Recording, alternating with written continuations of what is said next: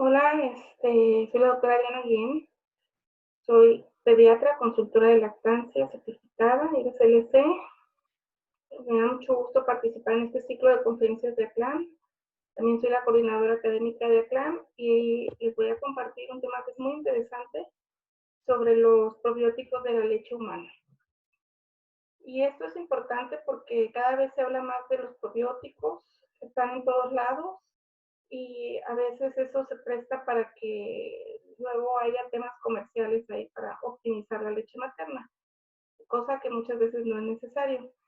Parte de los objetivos de la plática son reconocer que la leche humana pues, no es un fluido estéril como antes se pensaba y entender que estas bacterias que contienen la leche humana tienen una función que es importante y que van a tener repercusiones en la salud a corto, mediano y a largo plazo sobre el bebé. Hasta hace poquito todavía se creía, bueno, poco, relativamente poco, una década, 15 años, se creía que la leche humana era estéril. Pero aunque sí se habían encontrado bacterias en la leche humana, pues pensaban que había sido contaminación, que el bebito había contaminado la leche con la saliva, o no se sabía ciencia cierta de dónde venían esas bacterias, o si se llegaran a encontrar, pues pensaban que eran totalmente patológicas. Entonces, ahorita vamos a hablar un poquito de conceptos generales, porque nosotros vivimos inmersos en un mundo de bacterias y las bacterias no son necesariamente malas. Entonces vamos a emparejar un poquito el terreno y les voy a explicar qué es la microbiota, cuál es la diferencia con microbioma, que son términos que a veces se usan de manera intercambiable, pero pues microbioma es el número total de microorganismos con su material genético y la microbiota es la población microbiana presente en diferentes ecosistemas del cuerpo. O sea, en otras palabras, es como cuando vas a una tienda. El catálogo que tiene el inventario en línea es como el material genético de las bacterias, es el microbioma y el microbiota pues es la mercancía que ves en las estanterías, o sea, el producto físico en sí. Entonces, esa es la diferencia. Para fines de la vida diaria pues no hay mucha repercusión, pero para fines científicos sí se separan estos términos. Ahora es importante también recordar que estamos cubiertos de bacterias y tenemos bacterias en muchas áreas del cuerpo, incluso en áreas del cuerpo que antes se pensaba que eran estériles, por ejemplo la vejiga, en el tracto urinario. Ahora, las bacterias de la boca viven en la boca. Si yo las encuentro en el pulmón, no es normal. Las bacterias del intestino son del intestino, no tienen por qué estar, por ejemplo, en el ojo. Entonces, es importante saber que existen diferentes tipos de microbiota dependiendo del área del cuerpo y las bacterias de cada área son específicas y cumplen funciones muy importantes para ese lugar en específico. Ahora, también hay otros términos que se escuchan mucho, que son los probióticos, los prebióticos, y el probiótico, pues, son los microorganismos vivos, que es lo que venden en las farmacias o que se comercializa, que si se dan en cantidades adecuadas van a dar un efecto benéfico al hueso. Y los prebióticos son, pues, el alimento de esos probióticos, como quien dice la pastura. Son alimentos que no son digeribles y que van a hacer que prevalezcan esas bacterias que queremos que prevalezcan. Y un simbiótico, pues, es un medicamento o un suplemento que es donde se vende el prebiótico con el probiótico combinado. Existen otros términos que también se llaman mutualismo y simbiosis. El mutualismo es una asociación de dos o más microorganismos, especies de organismos en general, de especies diferentes que suponen un beneficio para ambos. O sea, es como la convivencia sana que se pudiera dar en una comunidad. Y la simbiosis es una relación mucho más íntima. Es como la convivencia que se da dentro de una casa, entre esposo, esposa, papá, hijos, etc. Entonces, esta interacción biológica es más íntima y persistente entre los organismos de diferentes especies y se benefician mutuamente en su desarrollo vital. Todos los organismos involucrados en la simbiosis se llaman simbiontes, son todos los participantes. Entonces, todas las bacterias de la microbiota son probióticas, pues no es que sean bacterias buenas y no es que sean bacterias malas. O sea, puede haber la misma bacteria, aquí como la Britney buena y la Britney mala, donde una bacteria en un momento determinado, en un área determinada del cuerpo, en un ambiente determinado, pues está muy relacionado con usted y lo impacta de manera positiva. En cambio, los patobiontes es un microorganismo que es potencialmente patógeno y que bajo circunstancias normales vive como un simbionte, pero si lo tiras o si lo dejas prevalecer, entonces pues va a causar enfermedad. Ahora, las bacterias son mucho más antiguas que nosotros, son el origen de la vida, aparecieron mucho antes que nosotros, hace millones y millones de años. Y nosotros fuimos coevolucionando con estas bacterias, y estas bacterias han vivido dentro de nuestro ser y se han adaptado a nosotros y nosotros a ellas a lo largo de la evolución. Y este microbiota cumple funciones que son muy importantes porque va a proteger contra infecciones, que es lo primero que yo aprendí en la carrera de medicina, que la flora bacteriana buena, que le decían, pero flora de un recorte, porque finalmente pues, no son vegetales, pero bueno, se le decía que la flora bacteriana era, protegía contra infecciones intestinales porque pues competían por un lugar en el intestino que no iba a ocupar una bacteria mala, ¿no? Entonces, pero también se ha visto eso fue una de las primeras cosas que se encontraron, pero también se ha visto que regulan el metabolismo, que regulan la inflamación, que regulan la respuesta del sistema inmunológico y que regulan los neurotransmisores, o sea, el estado de ánimo, socialización, etc., el estado emocional de las personas. Entonces, estos conceptos se conocen desde los años 40, 50, habían quedado ahí como en el tintero, pero se han desarrollado desde hace unos 20, 30 años para acá, pues han tomado más peso. Se vio que, por ejemplo, a las vacas les das antibióticos y las engordan más rápido. ¿Por qué? Porque les haces una disbiosis que le altera el metabolismo, que va a hacer que tenga un metabolismo ahorrador y que empiece a engordar. Entonces, eso es una de las cositas que se encontraron que dio pie al inicio de todas estas investigaciones. Entonces, por ejemplo, esta es una regulación del metabolismo. ¿Cómo saben que regula el metabolismo? ¿Y cómo saben que son la microbiota y no el antibiótico? Pues, o la sustancia externa. Aquí es un estudio muy interesante que se hizo en individuos humanos, donde tomaron las personas que no consumían habitualmente en su dieta edulcorantes artificiales. Entonces se les dio a beber por 7 días continuos una bebida con sacarina. Y al mismo tiempo, cada día se les tomó una curva de tolerancia a la glucosa y se les tomó una muestra de popó, de heces, para analizar su microbiota para ver qué tanto cambiaban.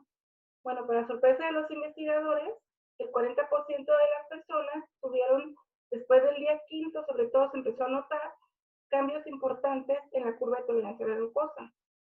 Y el 60% de las personas no se modificó en nada. Bueno, entonces dijeron, bueno, vamos a ver qué pasó, ¿es la sacarina o son microorganismos? Entonces los clasificaban en dos grupos, los respondedores y los no respondedores. Y como pueden ver, los no respondedores se puede ver que tienen una microbiota que es mucho más diversa y que se mantiene más o menos igual todo el tiempo. En cambio, los respondedores, pues sí empezó a haber prevalencia de algunas colonias bacterianas. Pero dijeron, bueno, a lo mejor fue la sacarina. Entonces lo que hicieron fue que tomaron ratoncitos estériles, que son ratones libres de gérmenes, que así nacen y así los mantienen para fines de investigación, y los inocularon, les dieron comida, pobres ratones, con poco de los participantes. Entonces lo que hicieron fue que después les midieron también curva de tolerancia a la glucosa. Y los ratones que fueron inoculados con la caca del participante, que fue un respondedor que tuvo alteraciones en su curva de tolerancia a la glucosa, al ser inoculado con esta microbiota también tuvo esos ratones, toda la población, alteración de la curva de la tolerancia a la glucosa. En cambio, los no respondedores pues, se mantuvieron normales.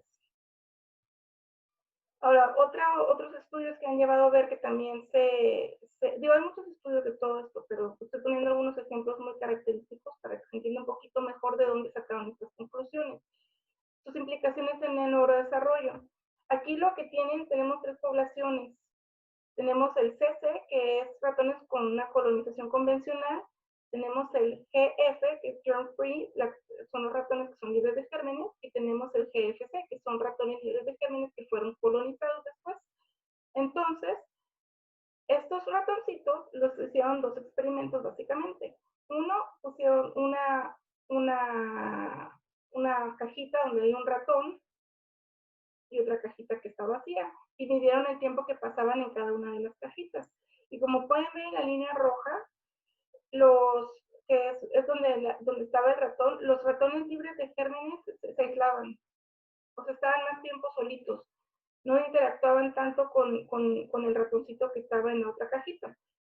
Y en cambio los ratones que estaban colonizados con colonización convencional, o sea, que nacieron de parto, que recibieron leche materna, que se colonizaron como se colonizaría cualquier ratón, y al igual que los ratones que fueron colonizados después del nacimiento, pues también mostraron más interacción con el ratoncito. Ahora, después de un experimento un poquito más avanzado, pusieron dos ratones, un ratón conocido y un ratón que no conocían. Entonces, pues lo normal es que no quieras socializar. Si se muda alguien al lado de tu casa, pues quieres ir a ver quién es tu vecino. Entonces los ratoncitos esperaban que hicieran lo mismo. Aquí, ¿qué pasó? Pues que el ratón con colonización convencional fue a buscar al ratoncito nuevo más veces y más tiempo que el ratón que estuvo con colonización después de ser libre de gérmenes o con el ratón que es libre de gérmenes. Y pues eso quiere decir que buscan más la socialización. Entonces, esa es una de las maneras como vemos que impacta la microbiota. Todo esto nos ayuda a romper como nuevos paradigmas. Como yo soy de Tijuana, entonces eso es el concepto que la gente tiene de Tijuana normalmente. El burro cebra, los borrachos, la cantina, pero Tijuana es esto, pues. Tijuana es una ciudad como cualquier otra, una ciudad muy cosmopolita, es una ciudad muy cultural, es una ciudad que es un destino gastronómico, o sea, que tienes que parar ahí. Y esto es lo que vamos a hacer. Vamos a cambiar un poquito la manera de pensar. Antes se creía que el ambiente intrauterino era estéril. Nos decían, nace el niño y se coloniza. Si se hace de parto, se coloniza de parto, de vagina. Si nace del cesárea, se coloniza de la piel. Y ya sabemos que la colonización inicia desde la vida uterina. Y las bacterias que tiene el bebito en la placenta y líquido amniótico son muy similares a las que tiene la mamá en la boca. Por eso la salud bucal es súper importante en las mujeres que están embarazadas. Pues no solo en embarazadas, sino en cualquier individuo, pero especialmente en las mujeres que están en edad reproductiva que pueden embarazar, es muy importante que tengan una salud bucal. Ahora, como les decía, antes se pensaba que si nacías de parto, pues te colonizabas de vagina, y si nacías de cesárea, te colonizabas de piel, y pues ya sabemos que la primera colonización antes de que nazca el niño viene de la boca de la madre. Y después viene la vía de nacimiento, y después viene el tipo de alimentación, si no es lo mismo recibir leche materna que recibir fórmula artificial o leche artificial, y al final viene lo que es la alimentación complementaria, y dependiendo de la alimentación complementaria, pues ya vamos a migrar hacia una microbiota más como del adulto. Entonces, en diferentes etapas de la vida vamos a tener diferentes tipos de bacterias que van a cumplir diferentes tipos de funciones dependiendo de la etapa en la que nos encontremos. Y todos los eventos que pasan en nuestra vida van a influir para bien o para mal.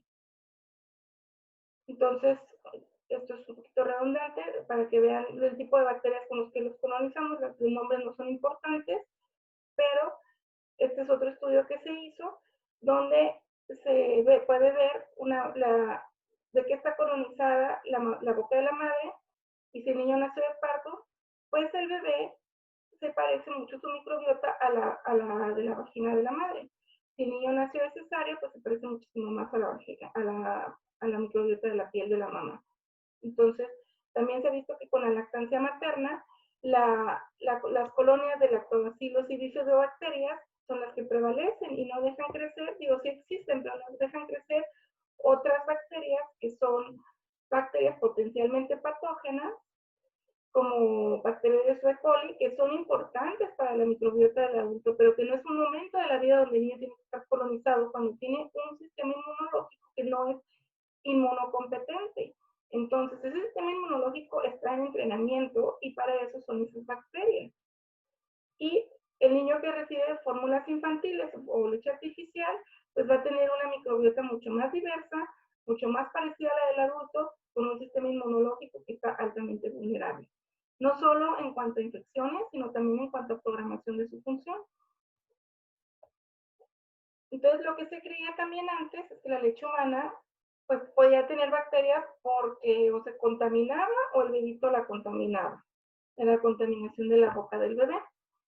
Entonces, después, en 2004, se descubrió por medio de ultrasonido, uno de los estudios que se han hecho, donde se ve cómo funcionan los conductos galactóforos, que son los conductos que la tubería, pues está dentro del pecho que lleva la leche, y cuando llega la oxitocina, parece que se contraigan, pero se contraen en sentido longitudinal. O sea, no se aplastan, sino que se juntan como si fueran un tubo corrugado, y eso hace que dupliquen su volumen, o sea, su diámetro. Y cuando pasa el efecto de la oxitocina, se relajan y se cierran, se colapsan de vuelta. ¿Y eso qué pasa? Pues que genera un pequeño vacío que chupa saliva del bebé hacia dentro de la glándula de la mamá. Entonces, ahora sabemos que la leche humana tiene bacterias y que esa es la principal fuente de probióticos del lactante. Y el flujo retrógrado de saliva tiene como propósito sondear el estado de salud de ese bebito y adecuar la composición de la leche a las necesidades actuales del bebé en ese momento, como si tuvieran un diálogo íntimo entre el bebé y la glándula. Entonces, esto, ¿cómo lo saben? Pues ahorita vamos a ver, pero ¿qué es lo que pasa? La saliva entra en los conductos, hay receptores dentro de los conductos que detectan patógenos, la mamá produce una respuesta inmunológica específica para los patógenos que están agrediendo el bebé en ese momento, y le pasa los anticuerpos y células inmunológicas que necesita para defenderse a través de la leche, y eso complementa su función inmunológica que en ese momento no es tan competente, y los anticuerpos pues combaten la infección en el cuerpo del bebé. Y eso es conclusiones en base a los estudios que se han hecho, el ultrasonido, este estudio muy interesante que se hizo en Australia, que se dieron cuenta que la leche va fluctuando su composición dependiendo del estadio de la lactancia y del estado de salud del bebé. Y entonces el contenido de leucocitos e inmunoglobulinas es muy alto en el calostro. ¿Por qué? Porque es un niño que se está enfrentando a un mundo nuevo. O sea, lo está protegiendo, lo está blindando para vivir en un mundo donde pasó de un área de mínima exposición a un área de máxima exposición de alergenos, de patógenos, de todo tipo de cosas. Y la leche madura, pues su contenido mantiene relativamente bajo hasta la leche del destete, en proporción, porque en realidad el bebito recibe por volumen al final de cuentas casi lo mismo que reciben en el calostro. Y cuando hay una infección, la mamá del bebé aumenta casi al doble la cantidad de leucocitos. Y no solo aumenta el doble de inmunoglobulinas, o sea, también le aumenta el tipo de defensa que necesita en ese momento para combatir esa infección. Es bastante específica esa respuesta. Ahora, también antes se creía que las propiedades antiinfecciosas de la leche humana pues se debían exclusivamente pues, a los factores inmunológicos que tiene la leche. Entonces, entre ellos, pues los ácidos grasos, las células, algunas enzimas que producen destrucción bacteriana, las que perren algunas hormonas. Pero lo que ahora sabemos es que la leche humana contiene bacterias que le van a dar beneficios tanto a la madre como al lactante. Eso es una de las principales fuentes de bacterias de microbiota para el bebé. De eso se va a colonizar y es una fuente continua de bacterias que aparte es gratis. Ahora, ¿qué bacterias? Es un montón de bacterias. Y bueno, es importante repasarlas cada una, pero es una diversidad muy amplia y no todas las leches van a ser iguales. No todas las leches van a tener la misma cantidad ni la misma diversidad de bacterias. Lo que sí se sabe es que existe como un núcleo de bacterias, que son 9 especies que están presentes en todas las mujeres de todo el mundo, en toda la leche. Y esas bacterias van a representar el 50% de la microbiota humana, de la microbiota de la leche humana. Y pues igual, no en todas las mujeres están en la misma proporción, pero y el otro 50% pues ya depende de muchos otros factores que vamos a comentar.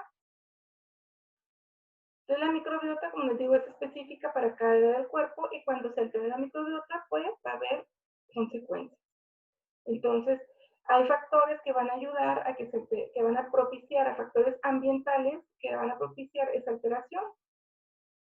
Y no solo hay microbiota, o sea, no solo hay bacterias, también estamos colonizados de hongos, convivimos con hongos. Y esos hongos también tienen ciertas funciones, y no solo hongos, también convivimos con virus. y ese es el viroma. También se ha encontrado un viroma de la leche humana, y la mayoría de los virus que habitan el tubo digestivo son bacteriófagos. ¿Eso qué quiere decir? Comen bacterias o destruyen bacterias, pero también les transfieren genes que les dan ciertas funciones que pueden ser de beneficio para el huésped, y van moldeando o modelando las comunidades de bacterias. Si empieza a salirse de control una comunidad, pues ellos suprimen y van dándole forma a la microbiota bacteriana del humano. Ahora, la colonización de la leche humana empieza en el último trimestre del embarazo, especialmente el último trimestre del embarazo, porque va a haber ciertas señales hormonales que van a abrir una ventana de oportunidad para que las bacterias del intestino y de la boca, del intestino de la mamá, lleguen hasta la leche humana. Estas bacterias obviamente llegan por la sangre y llegan por la linfa, y el problema aquí es que si se te mete una bacteria en la sangre, pues haces una cosa que se llama septicemia, porque activas el sistema inmunológico y empiezas a atacar esa bacteria. Entonces, ¿cómo le hacen esas bacterias para poder llegar hasta la leche sin ser detectadas? Entonces, ahorita vamos a explicar eso, pero lo que pueden ver aquí es que esas señales hormonales van a aumentar la presión del útero sobre los vasos del intestino, van a aumentar la permeabilidad para que puedan pasar, y cuando se destetan el bebito, se cierra esa ventana de oportunidad y dejan de llegar las bacterias a la glándula mamaria. O sea, una glándula mamaria que no está activa no es normal que tenga bacterias. Entonces, ¿de qué depende? Pues de factores intrínsecos como genéticos, qué tipo de receptores tiene la mamá, qué pH tiene el intestino, respuesta inmunitaria, etcétera. Y otros factores extrínsecos van a influir en la colonización, depende de dónde vivas, qué comas, qué tan limpio, qué tan sucio es tu ambiente. O sea, que la sociedad no siempre es tan malo. Yo no sé cómo le va a estos niños que ahora viven en la época del Clorox y del Lysol. O sea, también el exceso de higiene trae consecuencias negativas en la salud de las personas. El tipo de parto, las medidas de higiene, o sea, todo eso también va a influir en el tipo de colonización que va a tener. Y todos estos factores van a hacer que el niño tenga una microbiota sana, que eso quiere decir homeostasis, que es equivalente a salud, o que vaya a formar una microbiota, un microbioma aberrante, donde esas bacterias van a promover inflamación, y eso es igual a enfermedad crónico-degenerativa, obesidad, asma, enfermedad intestinal, etc. Entonces, eso es igual a enfermedad.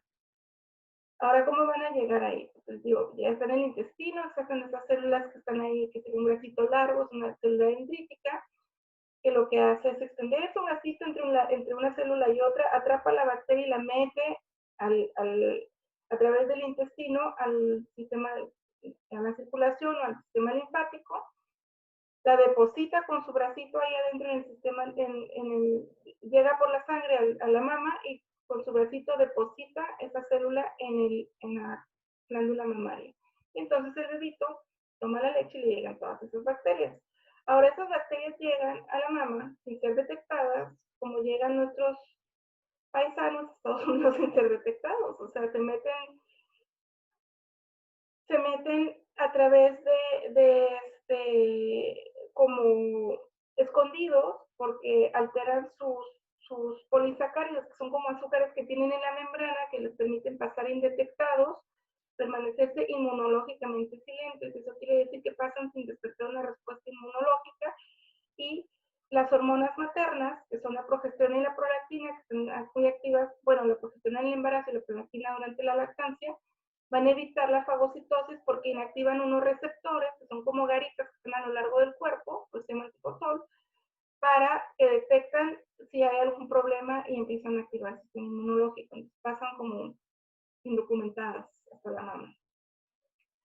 Ahora, no es igual la microbiota que ofrece en todos los estadios de la lactancia. ¿Por qué? Porque no necesitamos lo mismo en todas las etapas de la vida.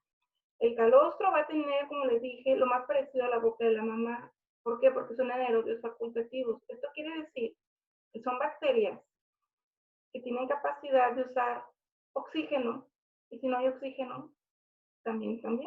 O sea, pueden funcionar con o sin oxígeno. Entonces esas bacterias llegan al intestino y empiezan a consumir el poco oxígeno que hay dentro del intestino, y crean un ambiente bajo de oxígeno para que después en la leche madura van a llegar las bifidobacterias, bacteroides, clostridium, todo eso, y entonces puedan vivir en ese ambiente de poco concentración de oxígeno, porque esos son anaerobios, entonces este tipo de bacterias con el oxígeno no pueden prevalecer. Y esos van a ayudar a desarrollar y madurar el sistema inmune, la función gastrointestinal, la motilidad, etcétera. Y después viene la alimentación complementaria, que debe continuarse la lactancia materna durante toda la alimentación complementaria, incluso cuando el niño está integrado a la dieta familiar, y va a empezar a bajar la población de bifidobacterias porque empiezan a entrar otros prebióticos por medio de la alimentación, que son por lo general fibras no solubles, que van a hacer una microbiota mucho más diversa y que va a empezar a migrar hacia la microbiota del adulto. El niño ya año y medio, 2 años, ya tiene una microbiota lo más parecida a la del adulto. Entonces, ¿cómo le hacen para defender el intestino? Pues hacen muchas cosas, hacen sustancias inhibitorias que hacen que no crezcan otras colonias que pueden ser dañinas, hacen que no se puedan pegar bacterias que eso pueden ser dañinas, compiten entre ellas por nutrientes, estimulan la inmunidad, o sea, eso como un entrenamiento, ahí como cuando entras a andar en bicicleta con rueditas, para que el sistema inmunológico se empiece a entrenar a funcionar y a reaccionar de manera adecuada en el momento oportuno con la intensidad esperada. Y pues van a degradar también receptores de toxinas, ¿no? Para que no pueda ser intoxicado el, el, el veneno. Y pues aquí hay un montón de cosas que hacen que son muy científicas, muy técnicas, pero pues para que vean que esto no lo sacamos de la manga, muchos estudios que se han hecho.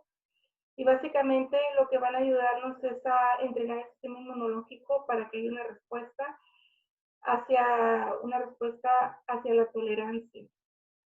Y la respuesta hacia la tolerancia es porque el linfocito, que es un componente del sistema inmunológico, cuando está en cero, quiere decir que es como una computadora en blanco, que está listo para ser programado. Entonces se puede programar para que tenga una respuesta TH1, que es una respuesta como en las enfermedades autoinmunes, el lupus y eso, donde los mismos anticuerpos nos atacan, o una respuesta TH2, que es una respuesta como en las enfermedades alérgicas. Y luego viene una respuesta TH3, que es una respuesta reguladora, o sea, es como el director de la orquesta, es el que va a hacer que no te cargues a un lado o hacia el otro, sino que haya un balance en las respuestas de acuerdo a la situación a la que se está enfrentando el bebé, o que no haya respuesta si no hay necesidad de una. Ahora, esas bacterias van a fluir dentro de un moco, el moco que cubre el intestino. Hay una capa interna que es un moco muy viscoso, que tiene menos bacterias, y tiene un moco muy fluido en la parte de arriba, que tiene mucha más cantidad de bacterias, y eso va a también ayudar a que no pasen a través de la barrera intestinal, a menos que quieran salir en el caso de la lactancia, y van a haber elementos que van a ayudar a mantener esa microbiota sana. Por ejemplo, la IgA pues ayuda a que no invadan la mucosa, o sea, que no pasen de la raya del intestino. O sea, del moco para arriba lo que quieras, de las células del intestino para adentro no pasan. Los oligosacáridos pues van a ayudar a que puedan comer su comida y van a bloquear la adhesión de patógenos. Otros glóbulos de grasa que también impiden que no se repliquen ciertas bacterias. Entonces la leche humana tiene muchos componentes que no hay manera de ponerles a la fórmula en su totalidad para poder, que ayudan a que esa microbiota no solo se colonicen bien, sino que se mantenga estable y se mantenga sana. Por ejemplo, aquí el ejemplo de la IgA materna. Secretora, esta es una inmunoglobulina, un anticuerpo que tenemos, que tapiza todo el intestino y todas las mucosas, o sea, la parte de dentro del cuerpo. El intestino, la nariz, la boca, los pulmones, etc. Entonces, esa inmunoglobulina lo que va a hacer es lo que les digo, mantiene a raya las bacterias, no van a invadir nunca, nunca los van a invadir, van a quedar en la luz del intestino. En cambio, la fórmula, pues no carece esa IgA. Y si la mamá tuvo la mala suerte de no lavarse bien las manos, o incluso no lavarse bien las manos, el agua no es potable, o sea, se contaminó por alguna razón la leche, lo que quieran, ese niño es altamente susceptible no solo a tener una diarrea, sino una diarrea que termine en el hospital. Entonces, eso aumenta la mortalidad infantil, porque son componentes que va a ser muy difícil que le metan a las fórmulas artificiales cada uno de los componentes que tiene la leche materna. Son una buena opción cuando no hay leche materna, pero no son la solución a un problema de lactancia. El efecto probiótico de las bacterias de la leche humana, pues depende, les digo, del lugar, qué beneficio les van a dar. Por ejemplo, las bacterias que son más prevalentes en el calostro van a hacer que no nos colonicemos, por ejemplo, de estafilococo en las superficies mucosas, en las partes de adentro del cuerpo, y los niños que están en terapias intensivas o en hospital se benefician tremendamente de esto, porque si un niño por alguna razón tiene que ser hospitalizado y va a estar invadido y va a estar con un tubo para respirar, una sonda para comer, le estamos tomando muestras, etcétera, entonces el hecho de sacar el calostro de la mamá, ponérselo en la boca, le va a ayudar a crear cierta inmunidad y los protege también contra infecciones nosocomiales, infecciones aquí en el hospital. El, los lactobacillus salivaris nidifermentum se ha visto que tiene un efecto antimicrobiano, inmunomodulador, antiinflamatorio, se ha usado en tratamiento de colon irritable, estreñimiento, y también se ha visto que tiene cierto efecto benéfico en el tratamiento de mastitis.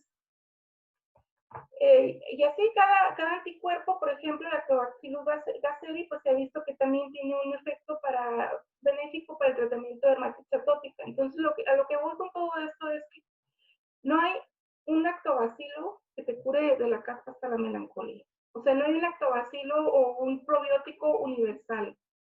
Aunque le pongan uno a la leche, no quiere decir que va a tener todos los efectos que tiene la leche humana, a la leche artificial.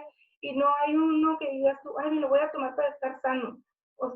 Porque son específicos para cada función que queramos lograr. Entonces, por ejemplo, aquí el Bifidobacterium infantis sirve para el tratamiento de enterocolitis. Es lo que se ha visto que pudiera tener un efecto benéfico para el tratamiento porque que es una complicación gravísima que tienen los prematuros o los niños que están en terapia intensiva. Y esto porque pues tiene un efecto antimicrobiano, tiene un efecto inmunomodulador, y a diferencia de otros lactobacilos, lo que hacen, otras bifidobacterias, las bacterias, lo que hacen es comer los prebióticos fuera de la célula y dejan como boronitas de los prebióticos, de los oligosacáridos de la leche humana, como cuando comes en tu cuarto te llenas de cucarachas. En cambio, el infantis mete todo y sus boronitas se quedan adentro de la bacteria. Entonces, no permite que prevalezcan otras bacterias que no sea eso, y eso le ayuda a tener un efecto terapéutico. Y les digo, el probiótico que se va a utilizar depende del problema que queramos atacar, y no todos tienen evidencia, y no todos tienen efecto probado. Entonces, hay que ser muy cuidadosos también al tomar probióticos, porque esto se presta a una mala comercialización. Es como esto. Si yo uso un detergente de trastes arranca grasa y me lo tomo o me lo unto porque estoy gordita, voy a quedar como esos modelos, pues eso es una aberración de pensamiento. Pero ese es el modelo de falacia que utiliza la industria para vender sus productos y colocarlos. No es que no funcionen todos los productos, sí funcionan algunos, como les digo, productos muy específicos para situaciones muy específicas con un cuerpo, un volumen de evidencia que lo respalda. Pero, por ejemplo, como les digo, hay probióticos que se pueden utilizar, que se ha visto en algunos estudios que son pequeños y con sus limitaciones, pero bueno, se ha visto y tienen uno que otro estudio que lo respalda, que pudieran utilizarse para el tratamiento de mastitis. Pero pues luego nunca falta que llega el de la industria, que no queremos decir nombres, pero tiene un niñito con unos pajaritos, y lo dice, no, es que lo tienes que tomar desde el embarazo, porque es la única manera que vas a prevenir tus mastitis. Si no quieres tener mastitis en tu lactancia, empieza a tomar desde el embarazo y tómalo toda la lactancia, porque te va a prevenir la mastitis. Y esto habla de dos cosas. O no tienen la mínima idea de cómo funciona la lactancia, porque las mastitis no son por falta de probióticos o por probióticos aberrantes. La mastitis se da porque hay leche estancada, porque el niño por alguna razón o no amamanta con la suficiente frecuencia, o no tiene la manera de transferir la leche del pecho a su boca, o sea, no se está vaciando este pecho, se está estancando, y eso produce una mastitis. No hay un probiótico, ellos no tienen un estudio que lo respalde en el modelo de prevención. Hay un estudio que está haciendo en Australia en 2018, pero pues hasta ahorita no he encontrado yo que pusieron el modelo de estudio y no he encontrado yo sus resultados, todavía no los publican. Pero hasta ahorita nada respalda eso, y eso es publicidad falsa. Crean una necesidad y hacen creer a las mamás que sin ese probiótico ellas no van a poder tener éxito en su lactancia. Entonces, hay que tener mucho cuidado y ser muy cuidadoso en escrutinio bien la información que recibimos. Entonces, en conclusión, la leche humana es un alimento simbiótico que prepara al recién nacido para enfrentarse al mundo y lo va a acompañar en su camino a la autosuficiencia. No solo en la microbiota, en muchos otros aspectos. Y pues yo agradezco mucho a las organizadoras de estas pláticas por haberme invitado. Va a quedar pregrabada porque pues, por los horarios no me fue posible participar en vivo, pero me da mucho gusto recibir en sus comentarios alguna duda o algo, estoy con toda disposición para resolverla. Muchas gracias.